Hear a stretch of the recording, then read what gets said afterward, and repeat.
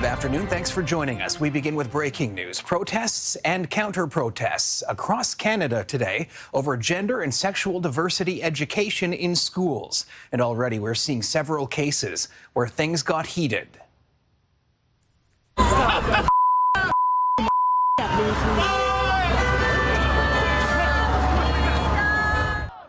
This happened near Coquitlam City Hall this morning, where dueling groups showed up. A protester swore at our camera operator before turning and spitting. A few dozen people also gathered at Vancouver City Hall this morning, with a bigger event planned downtown this afternoon. A group called the 1 Million March for Children is behind today's protest. It says schools are exposing children to inappropriate content about sexuality and gender identity. In many cases, counter-protests outnumber the original group.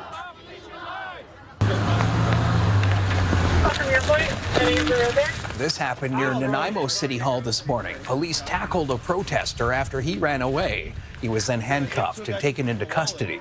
It's not clear why police went after the man, but he had been getting in the face of counter-protesters several minutes earlier. Political leaders in BC are condemning the protests. In a statement issued today, Vancouver Mayor Ken Sim described the demonstration as rooted in ignorance and bigotry, adding the city stands with the LGBTQ2S+ community. Similar statements were released by Premier David Eby, BC's Human Rights Commissioner, and the BC Teachers Federation. Protests and counter-protests are also taking off across the country. Here's the scene outside of Halifax City Hall this morning before competing protesters marched to the provincial legislature. Hundreds of people were involved and there was a heavy police presence. About 100 people showed up at a park in Moncton, New Brunswick. And in Toronto, more than 1,000 people marched outside the legislature. About sexuality.